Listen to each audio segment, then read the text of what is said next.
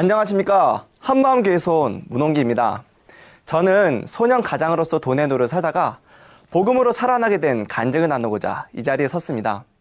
저는 부유한 집안의 3남매 중 장남으로 태어나서 가족과 주위 모든 사람들로부터 극진한 사랑을 받고 자랐어요. 8, 90년대에는 차가 한 대만 있어도 잘 산다는 얘기 들었잖아요. 그런데 저희 집엔 무려 10대가 있었습니다.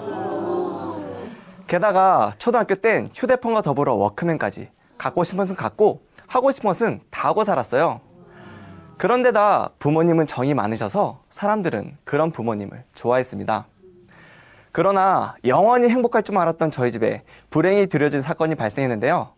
그것은 바로 IMF였습니다. 아버지가 받으실 돈이 100억 가까이 됐지만 한 푼도 받지 못하셨어요. 인부들의 임금을 다 주고났더니 가세가 기울었고 급기야 집안에 있는 모든 물건들에 압류 딱지가 붙게 되었습니다. 그런데 딱지를 붙이려면 좀 이쁘게 좀 붙여놓지 꼭 TV 모니터 정 가운데 붙여놓는 겁니다. 보지도 못하게. 그래서 이것들이 장난하나 하고 딱지를 떼렸더니 부모님께서 절대 떼지 말라는 겁니다. 그럼 내 컴퓨터랑 게임기만 떼겠습니다 라고 말씀드렸더니 이미 물건에 대한 조사를 다 마쳐가지고 딱지를 떼면 처벌을 받는다는 거예요. 그 후론 항상 돈 때문에 싸웠고 너 때문이네 나 때문이네 서로를 원망하고 어머니는 알코올 중독자가 되면서 집안은 난장판이 됐습니다. 게다가 산 넘어 산이라고 어머니는 술로 인해 건강을 잃으셔서 신장을 이식받지 못하면 평생 투석을 해야만 생명을 유지할 수 있는 지경에 이르게 됐습니다. 그뿐만이 아니었습니다. 부모님이 잘해줄 땐 좋다고 하더니 집안이 망하니까 그 많던 사람들의 왕래는 완전히 끊겼고 친척들도 등을 돌렸습니다. 아무리 친해도 돈 앞에선 장사가 없더라고요. 그러던 어느 날 집에 쌀이 떨어지니까 앞날에 대한 계산이 안 될래야 안 될 수가 없는 거예요. 몸이 아프신 부모님과 아직 어린 두 동생을 보니까 얘네 학교 준비물 사고 대학 등록금에 결혼까지 시키려면 내가 키울 수밖에 없겠다는 생각에 정신이 확 들었습니다. 당시 어린 나이임에도 일을 못하신 아버지의 마음을 알겠는 거예요. 몸이 안 좋으시도 했지만 잘 나가던 건설업 사장이 쫄딱 망해가지고 잡부로 일하면 얼마나 치욕적일지 알았던 겁니다. 그래서 제가 무슨 용기인지 아버지 제가 다 벌 테니까 걱정 좀 붙들어 매세요. 네? 라고 초등학생 때 말씀드리기까지 했어요. 하지만 친구들은 가난해진 저를 얕보기 시작했고 급기야 왕따를 시키고 때로는 집단 폭행까지 휘두르기도 했어요. 하지만 그러면 그럴수록 더욱 돈에 미쳐갔습니다. 왜냐하면 오직 돈만이 이 모든 상황을 회복시킬 수 있을 거란 믿음 때문이었어요. 어느 유명 연예인이 돈은 인생의 전부가 아니라고 했는데 제게서 돈은 내 인생의 모든 것이었습니다. 그래서 돈을 벌 수만 있다면 제 영혼까지도 팔 준비를 마쳤습니다. 솔직히 중고등학교 땐 할 수 있는 일이 별로 없잖아요. 그래서 인터넷을 통한 게임 CD 장사를 했습니다.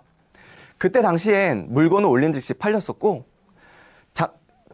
거래 신용도가 높아지면서 장사가 더욱 잘 되기 시작했어요. 그러나 학교를 다니면서 장사를 하려니 쉽지만은 않더라고요. 하지만 이를 악물며 발품을 팔았고 통장에 찍히는 돈을 보면서 보람을 느꼈습니다.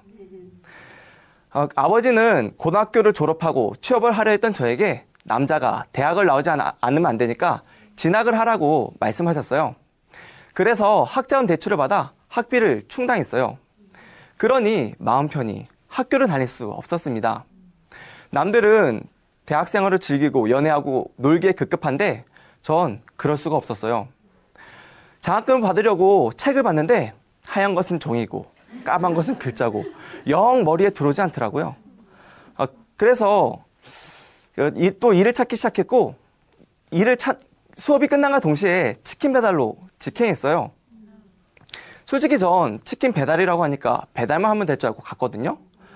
그런데 남는 시간엔 치킨 박스를 접고 물을 포장하고 손님이 오면 홀서빙에 청소까지 하니까 너무 힘든 거예요. 그런데 그 일을 하는 것보다 더 힘든 것은 사람을 상대하는 일이었어요. 수업을 마친 뒤 피곤하고 짜증나는데 손님 앞에선 명랑한 모습으로 맛있게 드십시오! 라고 해야 되는 저의 모습이 불쌍하더라고요. 무사히 치킨 배달을 마치고 나면 대리운전을 갔어요. 그때 야심한 시간에 할 수 있는 일이 그거밖에 없기도 했지만 벌이도 꽤 짭짤했기 때문이에요. 하지만 대리운전은 치킨 배달보다 더 힘들었습니다. 많지 않은 손님들이 기사의 길을 우습게 하기 때문인데요. 한 번은 손님이 젊은 친구가 말이야, 수고가 많아. 근데 말이지, 자네도 열심히 살면 이런 차를 몰 수 있을 걸세. 라고 하는데 그 말을 듣고 완전 어이가 없는 거예요. 그래서 지금 몰고 있잖아요. 라는 말이 목구멍까지 차올랐지만 꼭 참았습니다. 왜냐하면 이런 괜한 폼을 잡는 손님들은 꼭 팁을 주기 마련인데요. 그래서 대체 얼마나 주려고 이렇게 폼을 잡나 하고 기대하고 있었는데 손님은 쿠폰을 달라면서 그냥 내렸고 전 너무 화가 나서 어이가 없었습니다. 하지만 여기서 끝이 아닙니다. 피곤한 몸을 이끌고 마지막 일자리로 향했어요. 그것은 바로 음식물 쓰레기를 치우는 일인데요. 다른 알바 시간과 전혀 겹치지도 않고 일당을 무려 7만 원이나 준다는 거예요. 그래서 저로선 전혀 거부할 이유가 없더라고요. 하지만 이 쓰레기 수거차가 갈매기가 날아다니고 말꺼풀은 망상 해수욕장을 지나는 거예요. 지나가는 것은 좋은데 친한 친구놈이 차를 빌려서 여자친구와 함께 신나게 놀고 있는 게 아니겠어요? 그래서 전 기도를 했죠.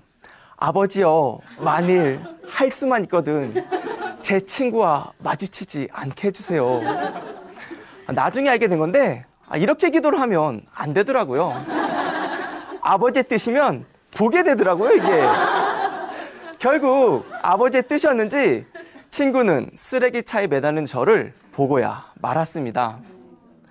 그런데 이 자식이 차를 끌고 쓰레기차에 매달린 저를 쫓아오는 거예요.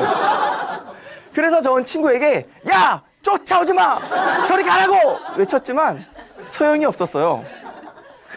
그런데 차를 끌고 저를 쫓아온 친구는 자신의 여자친구에게 자기야, 내 친구 홍기야.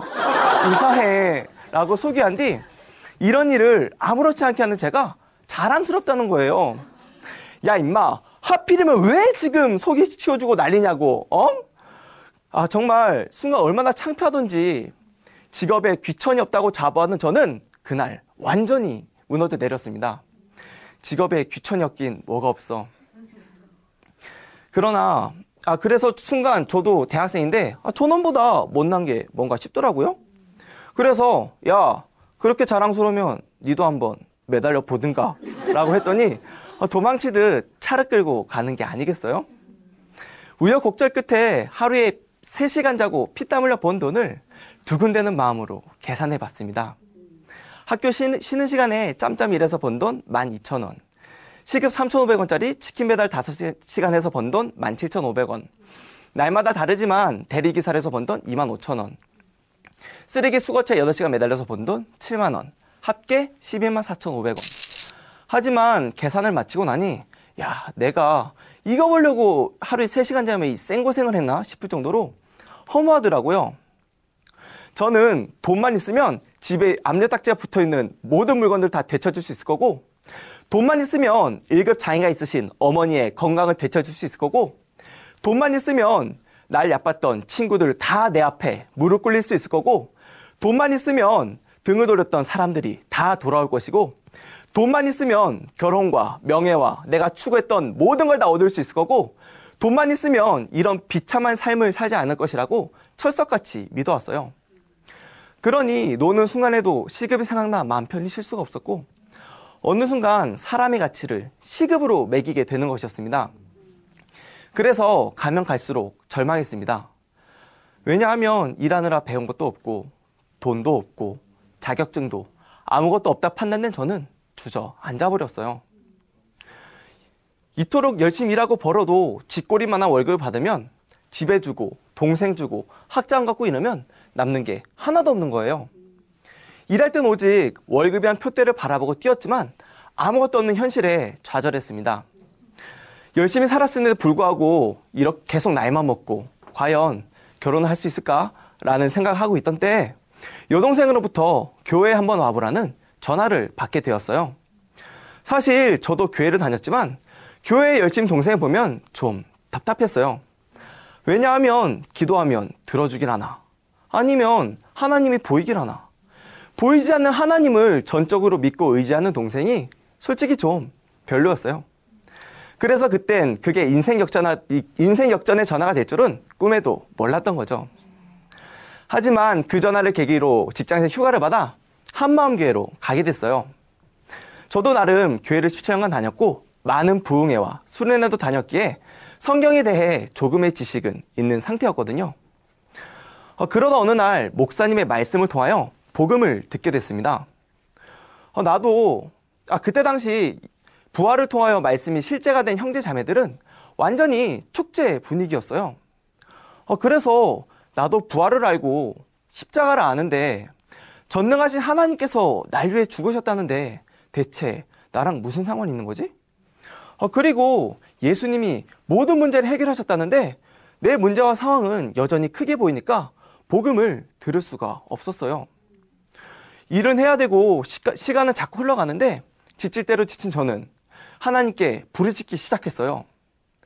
그러던 중에 예수님의 제자를 통하여 예수님이 하나님이심을 비춰주시는 거예요. 사람이 자기 목숨보다 중요한 게 없잖아요. 그런데 예수님께서 십자가에 달려 죽으실 때 전부 도망쳤던 그 겁쟁이 제자들이 예수님의 부활을 본 뒤엔 자신의 생명조차 아끼지 않고 복음을 증거하는 것입니다. 완전히 바뀐 제자들을 보니까 예수님이 진짜 부활하셨구나. 이 예수님이 진짜 하나님이심을 알게 된 거예요. 예전엔 제자들의 믿음과 저의 믿음엔 갭이 있다고 생각했어요. 왜냐하면 제자들은 직접 봤지만 전 직접 보지 못했으니까요. 그런데 고린도전서 15장 11절 말씀에 내나 저희나 이같이 전파하니 너희도 이같이 믿었다라는 말씀을 보면서 꼭 2000전에 예수님을 직접 봐야만 믿을 수 있게 해놓으신 것이 아니라 성경에 예언된 말씀과 부활하신 예수님 본 제자들을 통하여 나도 똑같이 믿을 수 있다는 알게 되면서 쾌재를 불렀습니다. 예전엔 죄인이란 얘기를 들으면 거북했어요. 왜냐하면 난 여태껏 가족들을 살았지 죄 지어 본 적도 없고 교도소에 가본 적도 없고 날 위해 산 적도 없다. 하나님이 나보다 더 가족을 사랑하냐고. 하나님이 대체 우리에게 해준 것이 뭐가 있냐고 전능하신 하나님께 바락바락 대들었습니다. 그러나 하나님께서는 이런 악랄한 저에게 아무 말 없이 십자가만 보여주셨습니다. 예전엔 아무 감정 없이 바라봤던 십자가를 부활로 비춰보니 하나님이 나를 위해 진짜 죽어주셨더라고요. 사도행전 2장 36절 말씀에 유대인들이 자기가 하나님이라고 주장했던 청년 예수를 신성 모독죄로 십자가에 매달아 죽여버렸는데 이 예수님을 성경에 예언된 대로 하나님이 다시 살리셔서 주와 그리스도가 되게 하신 거예요. 그런데 이것이 알아졌을 때 유대인들은 어찌할꼬 하며 난리가 난 거예요. 난리가. 하나님을 죽였으니까요. 그런데 이것이 제게도 동일하게 비춰주는 순간 정말 눈물로 회개할 수밖에 없었습니다. 예수님의 부활로 이분이 하나님심을 알게 됐고 성경 말씀은 제 이해 여부와 상관없이 아멘이 됐어요. 지옥 갈 죄는 바로 하나님을 버린 것도 모자라 그 아들 예수님도 믿지 않고 여전히 내가 주인 되어 내 마음 내 뜻대로 산 죄, 바로 이것이었더라고요. 그나마 의인이라 생각된 저는 영적 페르나였던 것입니다. 하지만 이제는 압니다. 2000전에 십자가에 달려 죽으시고 부활하신 예수님은 누구보다 날 사랑하셨던 창조주 하나님이셨고 십자가의 사랑으로 저의 모조품 사랑은 그대로 박살이 났습니다. 겉으로 볼 땐 깨끗해 보였지만 독한 마음이 나올 땐 부모님이 내게 해준 것이 대체 뭐가 있냐고 부모의 가슴에 대못을 박았던 자가 바로 저였기 때문입니다. 그러나 하나님의 사랑과 저의 사랑 방식은 틀려도 너무 틀렸습니다. 저의 사랑은 아낌없이 돈을 주는 거라고 생각했는데요. 하나님의 사랑은 자신의 생명조차 아끼지 않고 내어주시는 것이었어요. 예전엔 돈을 벌어도 부족하니까 하루에 잠을 3시간만 자고 일을 했던 제가 예수를 믿고 나서는 삶 자체를 감사하게 됐고 어떤 상황과 환경 가운데서도 기쁘게 최선을 다하는 삶을 살게 되었습니다. 예수님은 아버지께서 날 보낸 것 같이 나도 너희를 보낸다고 말씀하셨고 저 같은 자들을 만나면 복음을 전하라는 것이었어요. 저는 그 말씀에 순종했을 뿐인데 저희 가정이 회복되었습니다. 매사에 부정적이고 도끼를 품고 있던 아들이 아주 양같이 온순해지니까 그 모습을 보시고 삶의 무게에 지쳐 자살하시려던 아버지가 복음을 듣고 예수님을 주인으로 믿게 되셨어요. 그런데 더욱 감사한 것은 아버지가 어머니와 막내 여동생까지 데리고 오셔서 복음을 듣게 하고 모두 예수님을 주인으로 영접하시는 게 아니겠어요? 이제 저는 통장 잔고를 바라보고 염려하는 게 아니라 성경에 나오는 과부가 두렵던 들었던 것처럼 적은 돈일지라도 마음 중심으로 하늘에 쌓는 자가 되었습니다. 또한 사람 볼 때 시급으로 가치를 매기지 않게 됐고 예수 믿지 않는 모든 사람들에 대하여 긍휼한 마음을 부어주시는 겁니다. 왜냐하면 이 세상 모든 사람들이 예수님의 피값으로 사셨다는 게 알아지니까 함부로 대할 수가 없었고 자연히 복음을 증거하게 되는 것이었습니다. 저는 그저 먼저 그의 나라와 그의 의의를 구하는 삶을 살았을 뿐인데 가정의 회복과 상처 치유는 물론이고 돈은 더 이상 제 인생의 모든 것이 될 수 없었습니다. 정말 예전 같았으면 컴퓨터 수리기사라는 직장이 너무 창피해서 어디서 말도 못했을 거예요. 그러나 복음으로 가치관이 완전히 바뀐 저는 사도 바울을 모델 삼아 수리기사의 직장을 자랑스럽게 여기고 기쁘게 복음을 증거하는 왕같은 제사장의 삶을 살고 있습니다. 사도 바울은 모든 걸 내려놓고 텐트 메이커로서 이방인부터 왕의 일까지 감옥이든 어디든 그 어떤 상황과 환경 가운데서도 기쁘게 복음을 증거했다고 들었거든요. 저도 나름 소년 가장이었잖아요. 그런데 복음을 들고 직장에 가보니 직장 동료나 상사 모두 결혼할 나이 아니면 한 가족의 가장이더라고요. 그런데 모두가 오직 자기만을 바라보고 있는 가족들을 생각하면서 불철주야로 일하는 모습을 보니 긍휼한 마음을 부어주시는 겁니다. 저분들도 부활하신 예수를 만나면 모든 문제가 해결되는데 그들의 마음 안에 들어가서 복음을 전하니 더욱 잘 되는 것입니다. 복음은 바보든 천재든 어부든 엘리트든 그 누구든 간에 단번에 사명자를 우뚝 세웠고 이 썩어질 땅의 것이 아니라 저 하늘의 영원한 것을 향해 달려가겠습니다. 비록 저는 사회 초년생으로서 일을 배우고 있지만 하나님께서 주신 사명을 감당하기 위하여 최선의 삶을 살고 있고 교회에선 대형버스를 운전하면서 저 하늘에다 상을 쌓고 있습니다.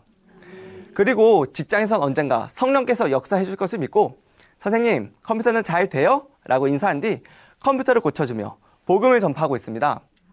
말씀에 인생은 길어봐야 7, 80세이고 승부는 이 땅이 아니라 저 하늘에서 난다고 말씀하셨습니다.